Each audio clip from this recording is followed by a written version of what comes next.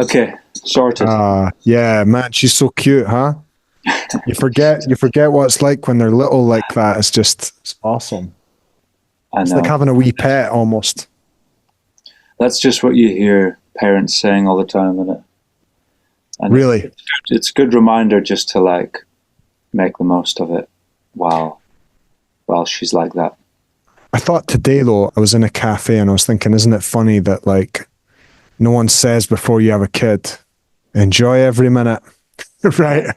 But Yeah, as soon as we have a kid, we hear that all the time, and I think yeah, it's sometimes it's not helpful. I find it's almost like, if you've had a particularly sleepless night and you're just, yeah, you've got your mother-in-law sleeping on your bed or something, you're like, I don't really need to hear that right now, in a way, but it's yeah. like, but it's true as well. That's the thing that's probably annoying about, because it goes, and it's like, who was I chatting to the other day, and they were saying, oh, that was it. I was chatting to my friend, and she was saying how after the age of like 8 at her son's school, they're not allowed to go like into the playground anymore. You just literally have to stand at the gate, right? And I was Oh, thinking that's an interesting thing of how, yeah, that's it, the whole process, right? The more yeah. time goes, suddenly you're not allowed in these circumstances, and Mm. you just have to kind of,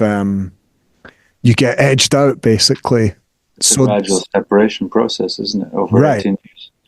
Yeah, right. And that bit that you're in right now is like the most, um, you're the most tied together that you'll ever be. And Yeah, that's why it is so awesome, but it's why it's so hard as well. yeah, But it's almost like yeah. equally awesome and equally tough. Yeah, and just giving yourself to it. You try your best, don't you? But you need to keep other things going, and you need to still make your albums, and you still need to go out and do your gigs, and Yeah, you feel guilty because it's less time with your child, but you know right. it's necessary as well. So there's a constant tension there. Yeah, that doesn't really, I don't know, it changes, but just for if anyone listening doesn't know, my daughter Rosa is 6, so I'm literally, 5 years down the road of having a kid, basically. But yeah, I still feel like, I don't know, it's just like I want to hold on to the time, and I also want to get right where I don't just, I listened to this podcast once, Esther Perel. Yeah, She's amazing, right? She's a therapist, and she records her therapy sessions, right? hmm. And people generously allow you to listen to them, which is pretty Is that what this is wild. as well, Adam? Say again? Yeah, exactly. Yeah, This is, that's right. Yeah, yeah. I didn't tell you before we who's started. helping who though? What was your relationship like with your mum? Um, no, but Well, that does take us to songwriting. Yeah, yeah, exactly. No, but I remember listening to one episode with her where there was a dad and he was like, my son's my world. And maybe his son at the time was like Rosa's age now. And he was like, my son's my world and he's my sense of purpose. And she was like, well, that's a lot of pressure to put yeah, on a kid, right? And it was yeah, like heavy. And I heard it. I remember where I was walking, I heard it and I thought, right. So there's that as well. It's like you want to mm, hold on to it and be there and be present, but also you're trying to like kind of have your own thing still yeah. within it. How's that Absolutely. changed, do you think, for you in terms of, I mean, I know it's such a radical change, but like, do you feel committed to that for yourself to kind of hold on to your own identity within it, I guess? Yeah, I found that part of it quite natural in a way. Like I never really stopped working up until becoming a parent, and sort of went straight back to work afterwards as well. But we had this idea, me and my partner, that we'd like take 3 months off to look after the baby, and then life would go Right. back to normal. Oh, yeah. And you realize that it's not something you do for 3 months. It's so you have to go straight into a balance of work and life, really, But yeah, I mean, and even like sort of I thought that I'd want to take 3 months off, and within a couple of weeks, I needed to get my sense of purpose back. So, you know, I started saying yes to gigs and making music and stuff. So, but I don't think the way I see it is it's not an either or. It's that having a child kind of, there's a certain amount of space in your life, and then just this extra thing squeezes everything down. You've got all the other needs are all there, as they always have been, but they've just been squeezed into to less time, you know. So and less space, more efficient, maybe. Yeah, less space, less time, less energy. Mm-hmm. Less resources. You're giving energy to something else you love. It's like living another life. Trying to squeeze it in. Right, and it's like almost before it, you think that it'll feel like how it feels to be you as you were, but it doesn't, because you're. It's like someone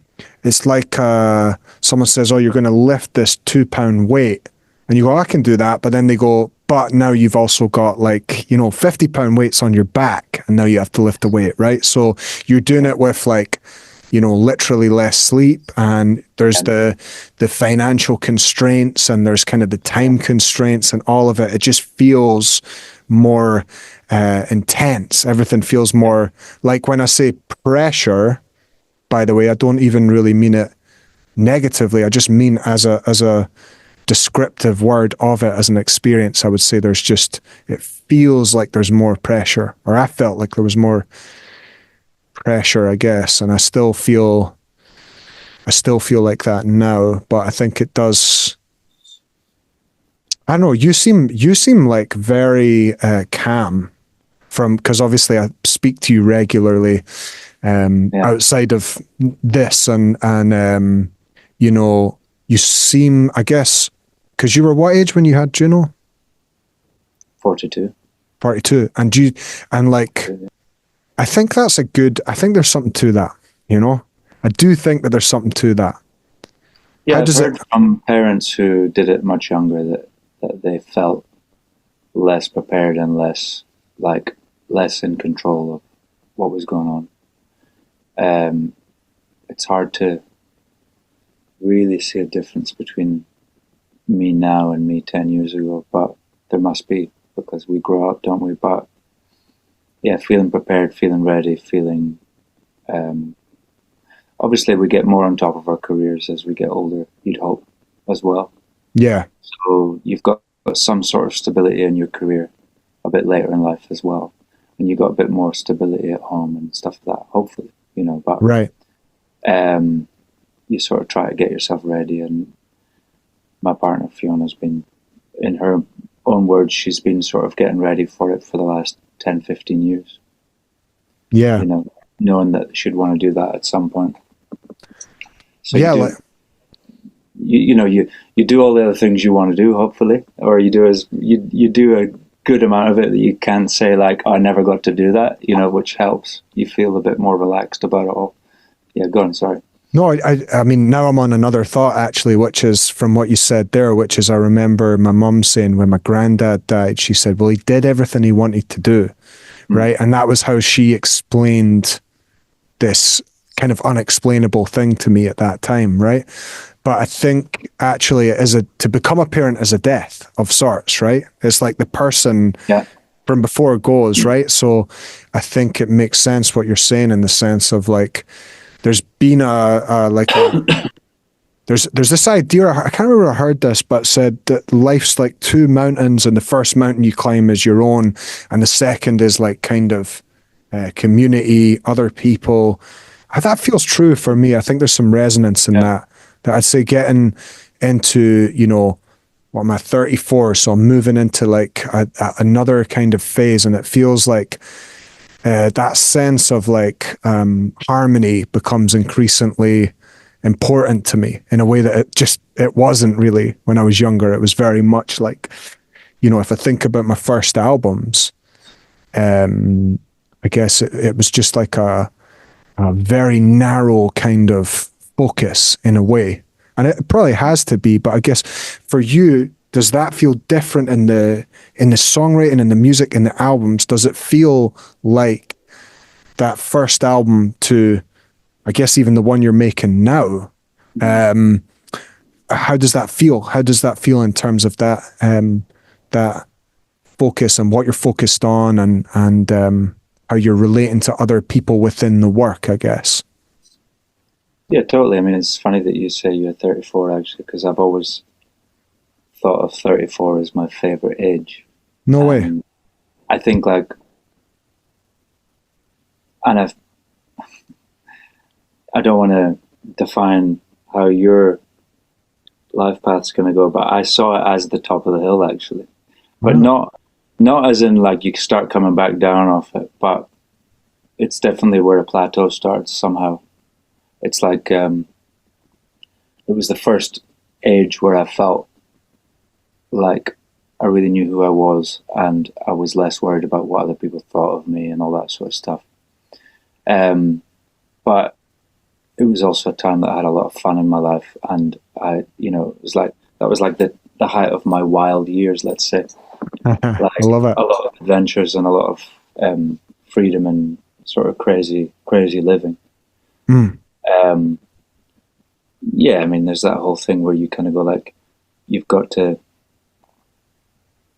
do certain things before you can do other things. But I don't know if that's necessarily true, but I did try to live my life that way of kind of going, I want to do loads of travel, and then I want to do, and it's silly that we have these concepts of what order we've got to do things in, because it's different for everybody, but we're all ready for different things at different times. But yeah, in terms of album making, the album that I was writing around that time was a lot about adventure, and this is the album that I'm about to start recording is really about home. So it's like, it is, I think about it a lot as like the hero's journey as well, like the narrative of kind of like, you want to go and find something out, and then you have all your trials and tribulations, and then you learn your lessons, and you bring the wisdom that you've got from your successes and failures, you bring them home again.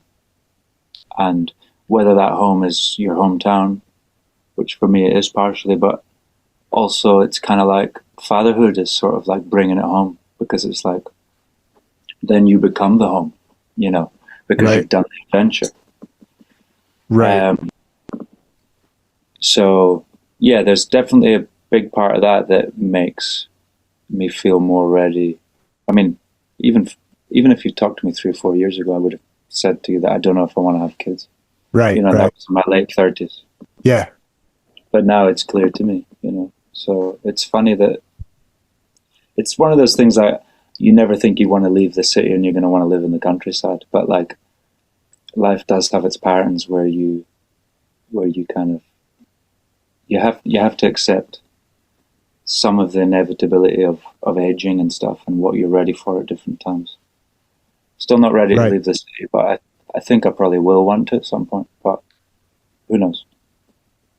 Yeah, I think there is one thing I wanted to ask, actually, I guess, was in terms of that going away, right, the adventuring, did you ever find it difficult to relate to sort of friends, I guess, who had maybe stayed through those earlier years, your early 20s, 30s? Because in some ways, I could feel at times like going away was like this pause button, like you kind of get on a train and you kind of go on this journey, and then you come back, and it's almost like you get off on the same stop at the same time as you got on it, in a way.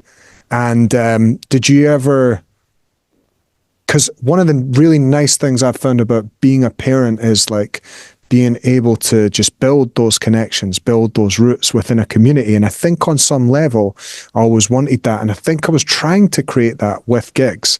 But then you're like, but if my best mate lives in Austria and Germany and blah, blah, blah, and it's like, okay, cool. And there's so many amazing people everywhere. But I sometimes used to feel like I was just grabbing kind of people's hands as I was flying past them or something, and then getting home and it was just kind of like, what have I even got here? Because I hadn't poured any water on really those connections, I guess. Does that make sense at all? Can you relate to that at all? You're an unsustainable community in some ways, aren't you, when it's like all over the world? And I think a lot of musicians feel that because we've got a lot of close friends, but it's hard to ever see them, you know. And also when you know a lot of other musicians that are gigging all the time, people are not free to come when you need them because they're somewhere else, you know. Right. So it does make me question the type of friendships that we have in the lifestyle of traveling musicians, you know. You can't blame people for not being around because they're off doing their thing. But you kind of need someone close by, don't you, when something happens? 100%. I think so, yeah. And I think it's like you learn, and I don't mean this in an unkind way, but you just learn that those relationships are conditional. They're conditional on, you know, we're a family if you want to come to Austria and, you know, swim and do gigs and drink wine. We're a family, but it's within this very narrow kind of constraint.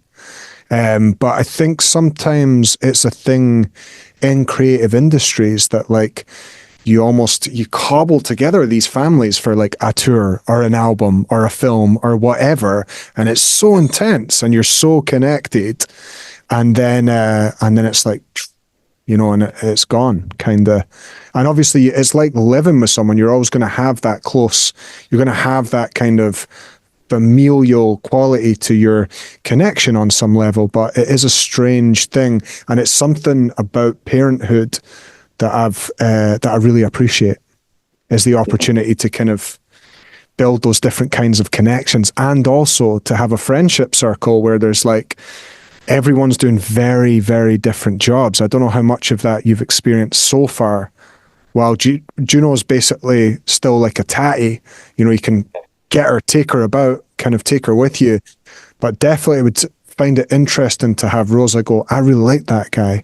And then I'm like in some banker's house in Edinburgh, like, you know, kind of really interesting and really, really, I guess it's like the weird thing about being a musician in some ways is if you're only around other musicians, you normalize it.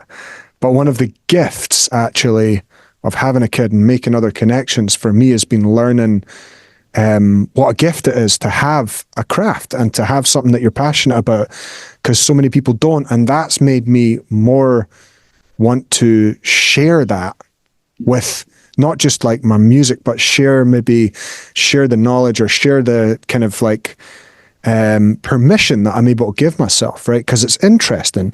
Why is it that you, Adam, are able to just go, yeah, it makes sense for me to like go and do gigs and make albums? What is that?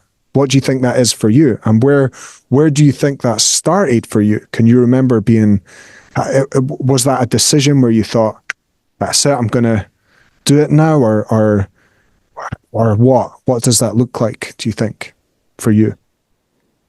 Yeah, I mean, I always sort of attribute my reason for becoming a singer-songwriter. Sort of like when you hear those albums, when you're trying to find yourself, and that music is like the only thing that can give you the answers, you know. You know, that poetry and that like to be able to sing about melancholy, nostalgia, being sentimental about something, heartbreak, all of that stuff. When you feel that the strongest, when you sort of in your sort of coming of age, you know, whether that's late teens, early 20s, it's like that's the only thing that speaks to you. That's the only thing that makes the world seem worth living in at some moments, you know, because it's the only thing that makes any sense and where you find meaning. So I think I, at one point, sort of thought, well, that's the only thing worth making, is stuff that can make other people feel that way and give them a sense of meaning, you know. Maybe some people resonate with different forms of art in that same way, and for me it was just songs. or maybe there's something that maybe in some ways it's only songs that can actually do that. But yeah, that was my starting point. What about yourself? God, I couldn't like resonate more, honestly, in terms of what you've said, you know, Mm. it just is as simple as, you know, just very, very similar, I guess, just finding, I love what you said of, you know, it's almost like finding an answer to a question that you don't really know that you're asking almost, but just it clicks and you go, right, yeah, that kind of makes sense. And for me, it was like just Jeff Buckley and Green Day and like Red Hot Chili Peppers and Dylan and, you know, nothing even particularly out there. There was that blend. I know that you have a lot of the folk music in you as well. And I think when you come from Scotland, it's almost like if you're going to grow up in music in Scotland, you're going to get some of that, I think.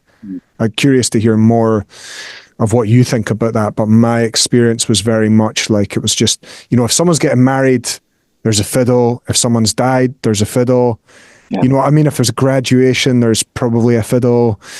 If it's Burns Night, if it's New Year, it was just very much like kind of in the ether. And I think the culture of stories, right? I remember being, you know, 6 or 7 and my mum taking me to things where I would be like in a movie almost of this folk song. I was in a story, the storybook of folk music. So I think that was a big part of why I think I was able to give myself permission is because maybe Scotland does value it. It's an export. Do you know what I mean? It's a viable export in a similar way to something like whiskey or whatever. So I guess it feels, although I think we still have to overcome the challenge of people not getting it, I think that we have a bit of a head start in Scotland in that regard.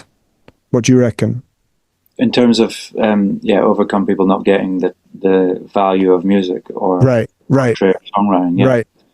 Yeah, possibly. I mean, in Aberdeenshire, it didn't feel like I was aware of the song tradition as much as the tune tradition. So, you know, I grew up playing the fiddle, and so did my sister, and we went to like a fiddle group and played all the trad stuff. But I mean, I kind of rejected it a bit when I was young. Of course, it was the only music I was allowed to play. You know, right? It was the music my granddad liked, and yeah, loved my granddad, but I didn't want to wear the same jumpers as him at the time. You know, it was a bit like I ran away from it for a while, and I was more into like American music and still kind of folk music, but I didn't like I didn't connect to Scottish music that much, or I didn't realize I was connecting to it. Right. And then over the years, you go away and you travel the world, and actually, the music, your sense of wanting to come home and your sense of connecting with the music for me was the same thing. Right. So it was like at some point I wanted to sing songs about home, you know. And I thought, well, it can't be a blues. I'm not going to sing a blues song about being from Aberdeen. Yeah, it's got to be a Scottish song, you know. It's got to have a Scottish melody if I'm gonna set that scene. Yeah. For me, you know, because I like the sort of Tom Waits tradition of songwriting, whereas like if you're setting a scene in a cocktail bar, then you've got to have lounge piano music, and if you're setting a scene of like some sort of rural thing, like on a farm or something, it's got to be a country song, or you know. Right. So he's kind of a filmmaker, huh? Tom Waits in that way. Yeah, exactly. Exactly. Right. And so, you know, I was making all this, what I would say like American and European music, because that's where I was traveling. And then I was like, I want to come home. So the music's got to sound like it's from home, you know. Right. And that's the hero's journey I think it's interesting. I'm making a record right now with a guy called Tommy Fleming. Have you heard of him? He's an Irish singer, and he's a phenomenal singer, and he'll do big gigs in Ireland where he'll have, you know, like 4,000 people come to his gig in Dublin, and he sings like amazing folk, like just a pure powerhouse folk singer, right? But the album we're making right now, is he said to me, I just want to make something that feels like me and a guitar and I'm coming home. He said, I've done all this stuff, but isn't that interesting? It's like it always comes back to, or there's the story of Elvis wanted to just make a little gospel record because he got so done in with kind of like, you know, LA and the kind of just being out there in this sort of arcade, this funfair of bright lights, and he wanted to just come home, you know? And I think there's definitely something to that in the arc of the songwriter, and it's a new arc. You know, we're still finding out what it is, because we had troubadours, we had poets, you know, we've always had artists, right? The songwriter's kind of its own unique thing, because it's so connected to recorded music. It's so connected. We can't separate those two things, and so it's a very new, in the broad scheme of things, it's a very new thing. It's a thing that I feel like we are just, you know, we're almost like second generation, me and you, in a way. Interesting, yeah. Because there's only been one generation that was documented, kind of thing. Yeah. Right. And I'm sure there were, you know, obviously there's all these records of folk music and there's records of blues and blah, blah, blah. But the point of creating albums and kind of interfacing with the world through the medium of an album, right, which is 40 minutes long. Why is it 40 minutes long? Only because a vinyl could fit that on it. And yet it's like, we're like, an album, that's the length of an album, as if it was like a movie. No, I mean, I don't know, but I would guess a movie was 90 minutes to 2 hours because of possibly something similar, right? Possibly some kind of limitation. And you do often find that these limitations can create form. I guess, what was I thinking? Because I'm conscious that we're on free Zoom, so we have to like be relatively succinct. I could talk to you for hours. I wonder, before we got on the call, what I was thinking about was, is there a myth that you would like to address that people generally think about what it is to be a songwriter? You know, like, is there, I guess, like a kind of this idea that people have that is, what's different about it? Because a lot of people, I feel like, just think that you can be famous or you're a failure, right? They just have no idea that there's this whole avenue, you know, between those two poles, I guess. And I wonder, in your experience, how long have you been professional as a songwriter? Like 20 years? Well, I've certainly been getting paid for gigs since about 95, which is 30. Wow. That's amazing. That is crazy. But I've been a full-time musician making money exclusively from music from about probably 2009 or something. So still like 15 years. That's amazing. Yeah. Well, look, congrats, because I know what it's like. And but I think it's also like you can't. It's funny how sometimes people say to me, wow, it's amazing that you get to do that. And I'm like, get away from me. I can't even entertain any thoughts of failure. I just have to, like, you know, keep the head down. But anyway, just to come back to that question, I guess, is there, what for you feels like a myth or a kind of something that you wish that you could talk to about being a songwriter? I mean, one I think of is like, this idea of like, when someone asks, have they got what it takes, you know? And really what that really means is like, are they going to be a star, isn't it? Right. And it's almost like people then project onto you that that's what you're looking for. Right. Therefore, you're trying to go, you're like your whole life as an audition. Right. Audition going like, I want to be a star. And I guess sometimes I'm aware that some people see us that way in every context.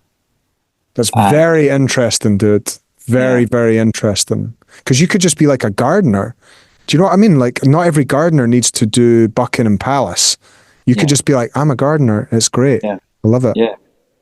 Yeah, and I think people that don't know the music world intimately, I think it appears that way to them. And I think TV obviously promotes that concept because of things like X Factor and whatever else, which is people auditioning to become a star. So, you know, the amount of times that you'll, even at a folky gig where someone will be like, have you ever, just out of interest, have you ever been on X Factor? Yeah. It's like, you could do well on there.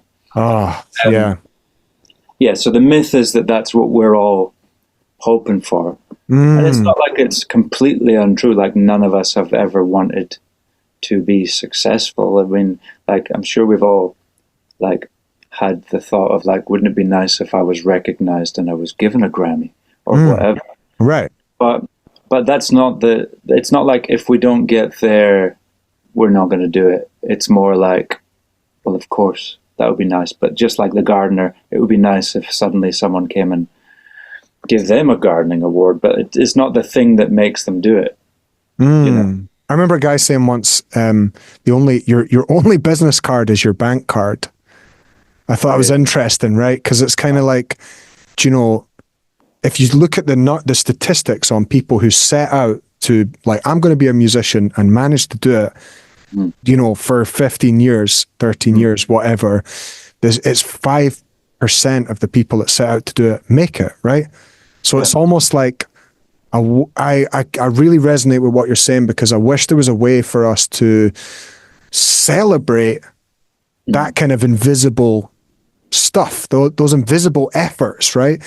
And is it like, not everyone wants to, say, go and see Taylor Swift in an arena. There are people, but you'll know this as well as anyone, there's people who literally go around in camper vans, like, and their favorite thing to do is go and see someone like you or someone like me in something like a church hall or something like a little art center, and that's what they like. And how many times as well, by the way, have you been to see, I never really go to big gigs, because personally, the best gigs are like 200 cap. They're always the best experiences, right? So it's a really interesting point that you make, and it does.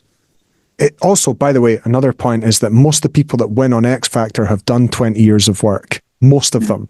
There's some exceptions to that, but what you generally find is that most of them, it's the same as a social media.